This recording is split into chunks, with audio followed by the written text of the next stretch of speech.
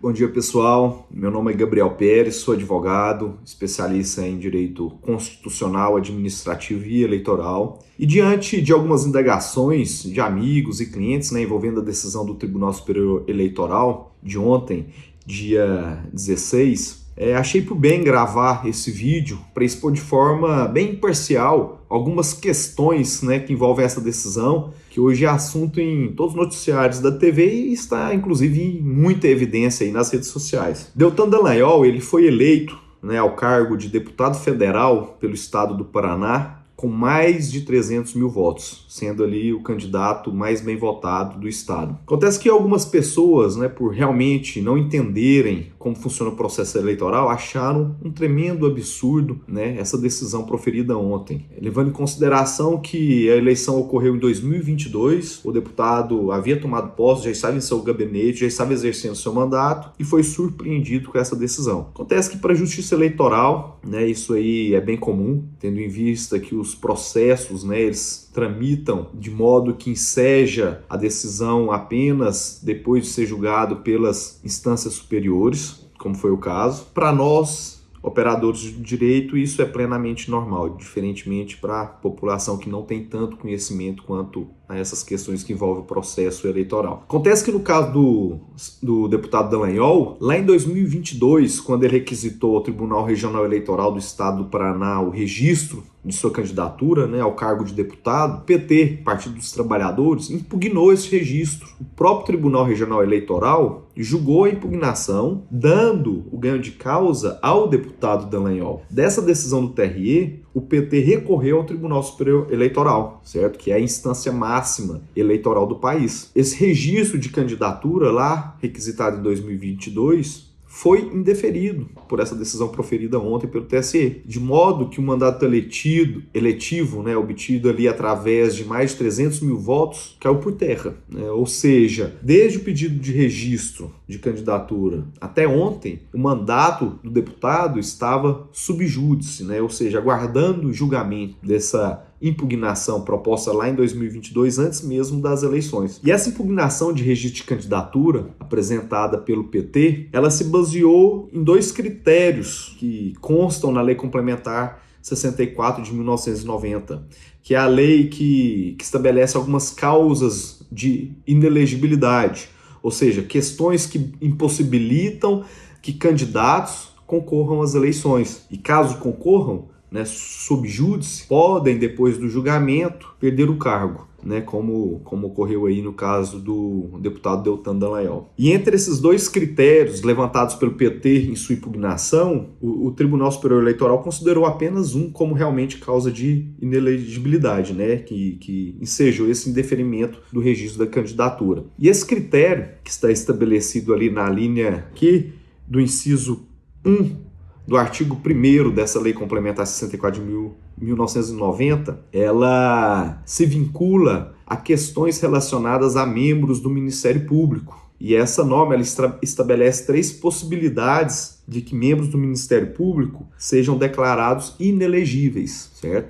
A primeira, ela se vincula quando esses membros são aposentados compulsoriamente, a primeira causa, que não é o caso aí do Deltan Dallagnol, ele não foi aposentado compulsoriamente. A segunda é a perda do cargo, ele também não houve a perda ele não perdeu o cargo, certo? E a terceira é quando o membro do Ministério Público pede exoneração ou aposentadoria voluntária. E quando contra ele tenha processo administrativo disciplinar ali dentro do órgão, certo? Então, dessas 3 causas, certo? Uma ocorreu porque Deltan pediu sim a sua exoneração dos quadros do Ministério Público lá em novembro de 2021, de forma que preencheu assim uma parte do que estabelece a lei de inelegibilidade. Mas ainda haveria necessidade, além desse pedido de exoneração, que existisse contra ele um processo administrativo disciplinar. A lei é clara nesse sentido. E, para quem não sabe, o processo administrativo disciplinar são processos internos do Ministério Público para investigar alguma regularidade e irregularidade de algum dos seus membros, né?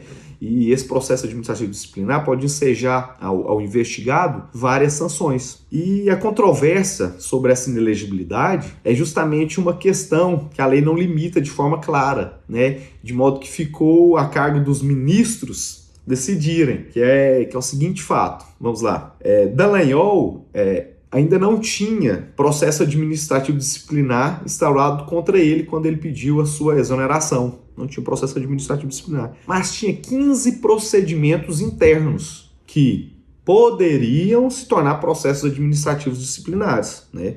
O que aí, então, em função dele ter pedido exoneração, se houvesse os processos administrativos disciplinares, ele seria inelegível. Mas não tinha processo administrativo disciplinar. Tinha apenas procedimentos que poderiam ou não se tornar processo administrativo disciplinar. Então, a discussão ali dentro desse pedido, né, de impugnação ao registro de candidatura girou em torno dessa seguinte questão. Dallagnol pediu a exoneração enquanto não tinha processo administrativo, mas tinha os procedimentos que poderiam tornar processo administrativo. E como regra, né, com sua exoneração, com seu pedido de exoneração, automaticamente aqueles procedimentos eles foram arquivados dentro do órgão, do Ministério Público. Por quê? Porque ele já não estava mais no Ministério Público, ele se exonerou, então os procedimentos foram arquivados, né? O que fez com que o que impediu que aqueles procedimentos se tornassem o procedimento administrativo disciplinar. Então, em função disso, né, levando em consideração que ele pediu a sua exoneração aí há quase um ano antes das eleições, o entendimento do TSE foi que ele, por ter pedido essa exoneração que ensejou abaixo dos procedimentos, ele fraudou a lei, certo? De modo que ele impediu que os procedimentos tornassem processo administrativo disciplinar, que consequentemente o tornaria inelegível.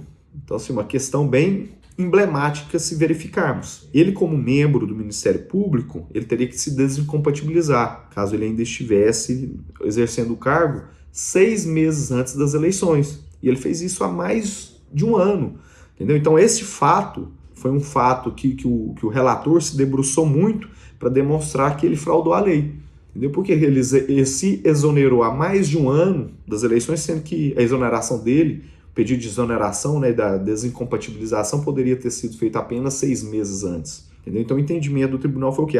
Ele se afastou, pediu exoneração há mais de um ano, justamente para não correr o risco de que aqueles procedimentos se tornassem procedimento administrativo disciplinar, o que ensejaria de forma clara, de acordo com o texto da lei, sua inelegibilidade. Batendo neste ponto, foi que os ministros, por unanimidade, alteraram o entendimento do Tribunal Regional Eleitoral do Paraná e indeferiram o registro de candidatura do deputado Deltan, de modo que essa decisão ela já tem efeitos imediatos, ou seja, ele já se afasta do cargo, os votos que ele obteve, tendo em vista que são da legenda do partido, não é do candidato, eles continuam contabilizados e o suplente que vai assumir este cargo agora. Então, pessoal, não quero aqui, né, expor meu ponto de vista particular sobre essa decisão, mas essa decisão ela é composta por mais de 30 laudas, né, as quais li detidamente cada uma, e cheguei à conclusão que ela encontra-se muito bem fundamentada, certo? E no direito, né, a interpretação dos fatos diante da norma e da jurisprudência dos tribunais, ela